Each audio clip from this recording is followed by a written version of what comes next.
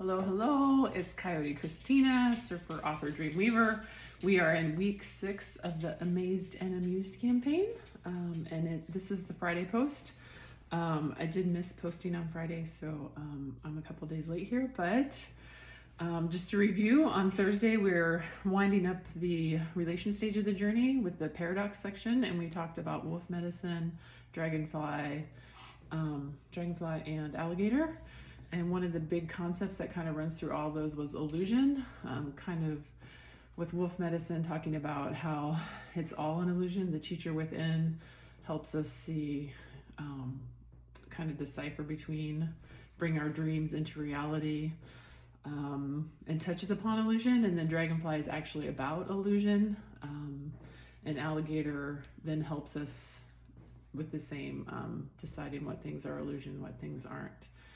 I feel like I'm talking at these conceptual levels that does not make sense at all, but hopefully as we get into the 6th chakra, which is our third eye chakra right here between our eyes, and it basically, the demon of the 6th chakra is illusion, and really illusion can be, it's kind of like the greatest blessing and the greatest curse. If we don't understand what's an illusion, what we're creating, then it can become a demon that haunts us.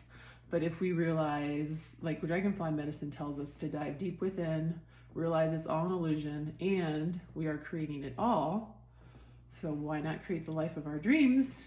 Dragonfly is actually the totem for TKC Dreams, the business I launched, and it's all about building the life of our dreams by connecting with our inner wisdom.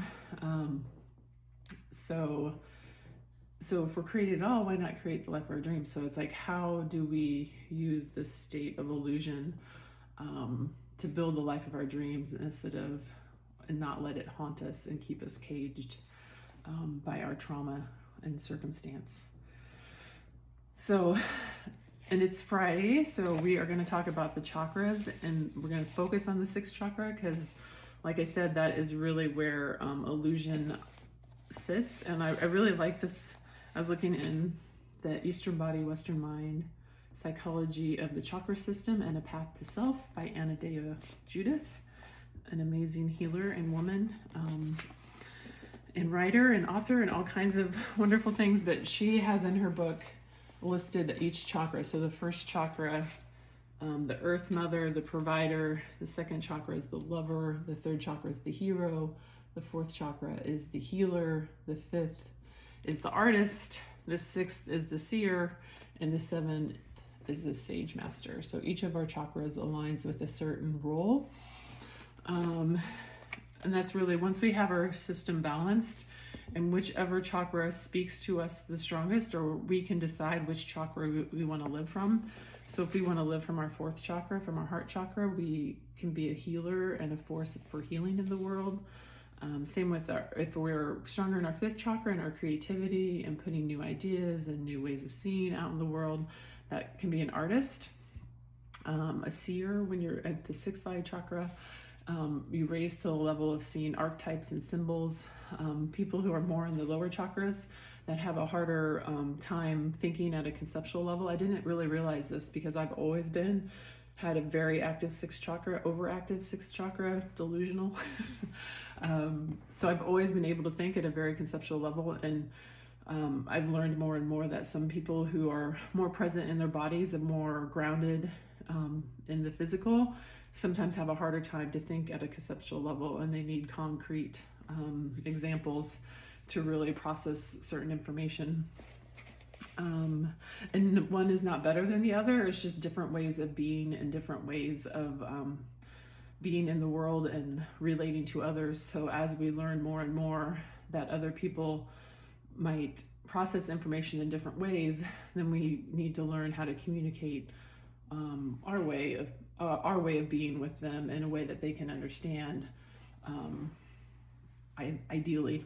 So I'm just going to read a couple of, when an archetypal image is not fully integrated into the ego, then we are subject to illusion. To recognize an archetypal energy is to recognize its pattern and meaning and then guide ourselves accordingly. To recognize the pattern of individuation or of a chakra unfolding as it occurs in our lives allows us to see where we are heading, and what we need to do to get there. Thus, insight directs action.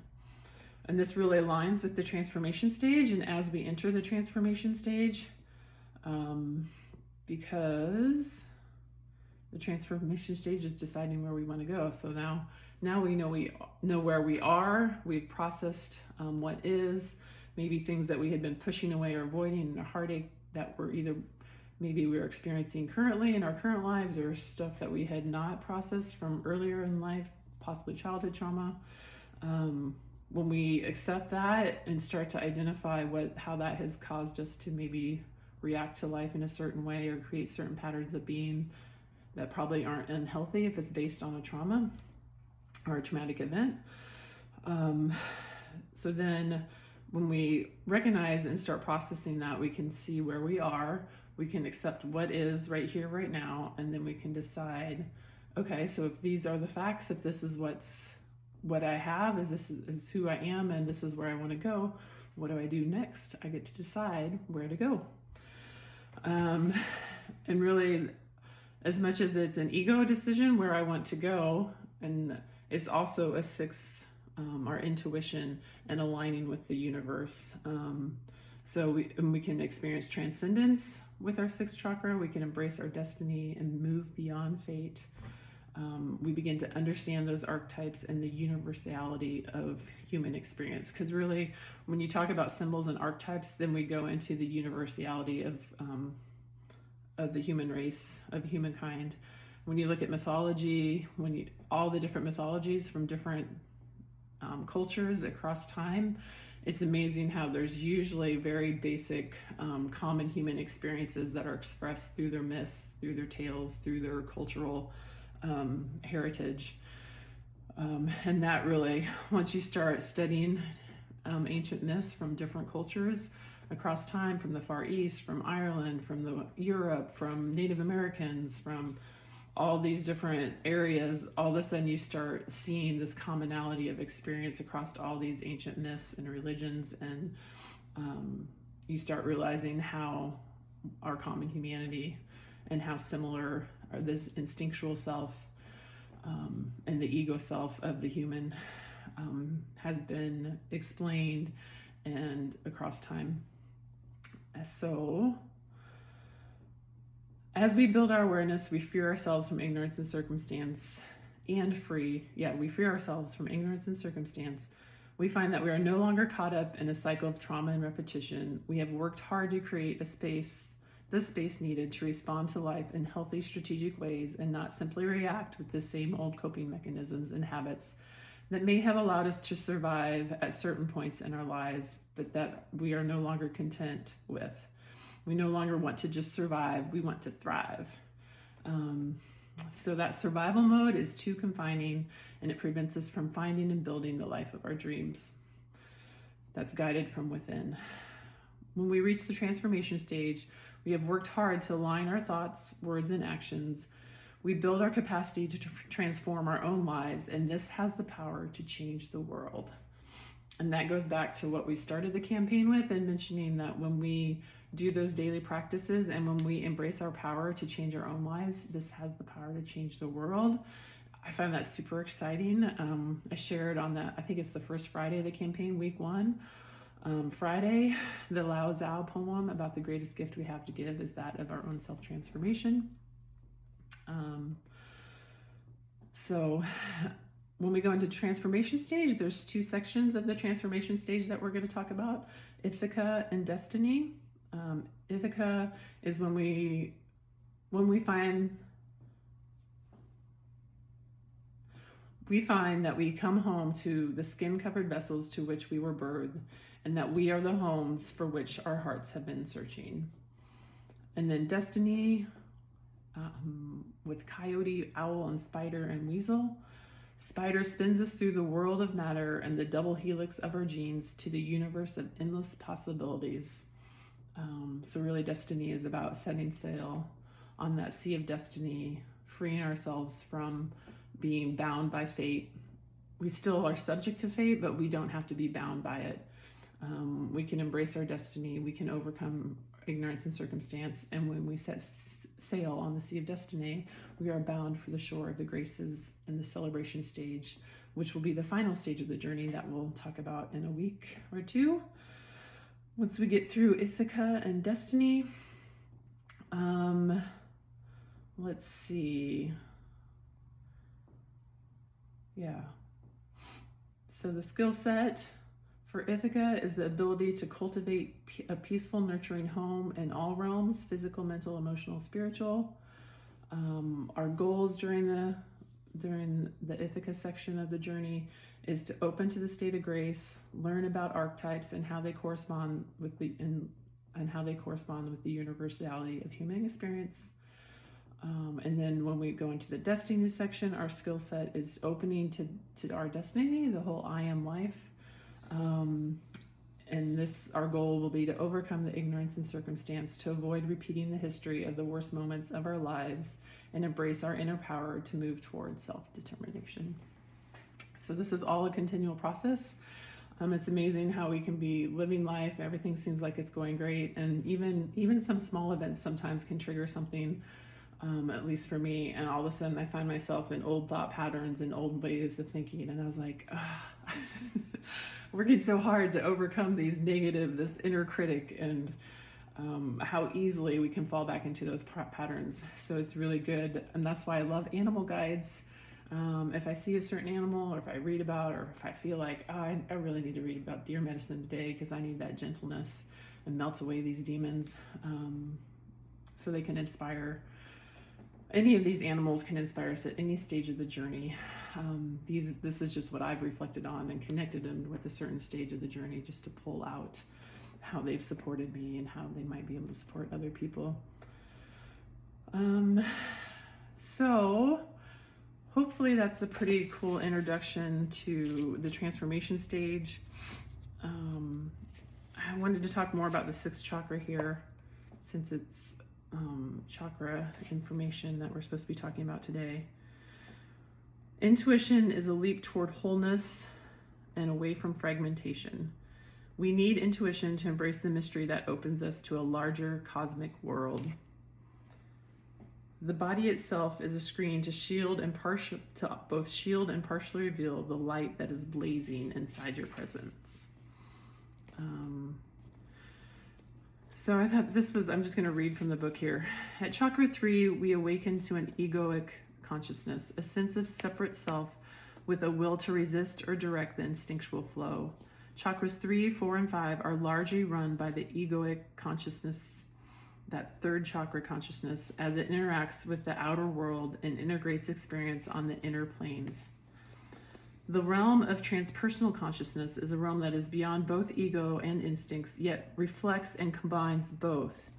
In this reflection, we can see that chakra 6 and 7 are the mental mirrors of the lower and middle realms, respectively. Chakra 6 symbolically reflects the unconscious, while chakra 7 is the realm of the conscious understanding. Chakra 7 is the central processing unit that finds meaning in the images chakra 6 brings forth from the lower realms and incorporates them into an ever-growing body of understanding. So that's kind of talking about how that sixth chakra is focused on the demon as illusion, but it really focuses on archetypes and symbols, and how it brings our lower chakras, our middle chakras, the egoic way of being, the instinctual way of being, and combines those two. And I really like the way she talks about and explains them. Much more articulate than me and the chakras. I mean, she wrote the whole book here. It's amazing. For in transcending the opposites by uniting them in ourself, the symbol maintains psychic life in a constant flux and carries it onward towards its destined goal. Tension and release, as an expression of the living moment of the psychic process, are enabled to alternate in a constant rhythm. So that's just the balancing. I talked about that dynamic balance of the chakra system, and constantly balancing what our ego self is telling us, what our instinctual self is telling us, in our body, in our torso, and then processing that information, all the information we've collected from the body, up here in our sixth, and when we get to the seventh chakra, then we're understanding it, and how do I put all these feelings and all these ideas into a coherent way to live my life, feel good about myself, align with my own self values, and then take that out into the world. All right. So that is so the transformation stage gets a little more heady. So we're going on 15 minutes here, so I'm going to let you all go today. But hope you enjoyed that information about the sixth chakra, as well as an introduction to the transformation stage and Ithaca and Destiny. And actually, I'm going to end with an excerpt from Amazed and Amused, just a few paragraphs here. The more we connect with the knowledge within, the more we feel compelled to follow its call, walking into the unknown, willing to risk it all. Tired of surviving and living with the fear of lack, settling for so much less due to a fear of loss, a fear of being left alone and abandoned in a big, hard world. When we reach the transformation stage of the journey, we are connected with our body's knowing and open to its wisdom. We still have our fears and doubts and desires, but they no longer control us. We no longer cling to them for dear life, believing falsely that we are not enough or that we are too much. During the transformation stage, butterfly, possum, lizard, and whale join us for the first half of the journey as we explore Ithaca and the concept of home, while coyote, owl, spider, and weasel join us for the second half of the transformation stage and help us set sail on the sea of destiny. Our psyche expands, our sixth chakra strengthens, our animal guides help us improve our ability to recognize when we are reacting habitually and interacting with ourselves and others in unhealthy ways, instead of creating the life we desire and building healthy relationships. In general, this is not an overnight process. At least it has not been for me. I've been on the inner journey for 18 years now, and I am still uncovering unhealthy patterns of relating to others and negative self-beliefs. It takes a lot of time and effort to unlearn these entrenched beliefs and the patterns and habits they create, and then replace them with healthy ways of being and relating. This is why we need to strengthen our sixth chakra and continually work to balance our nervous system and the energies of our chakra system. The energy from a healthy, strong sixth chakra flows both up and down, moving us into the transformation stage and eventually opening the gateway to the celebration stage. This transformation is not only in how we view the outer world, but also, more importantly, in how we view ourselves. This change in knowing aligns with our inner wisdom and leads us out of the lower chakras in the form of a caterpillar into the upper chakra form of the butterfly. Namaste. Bye-bye.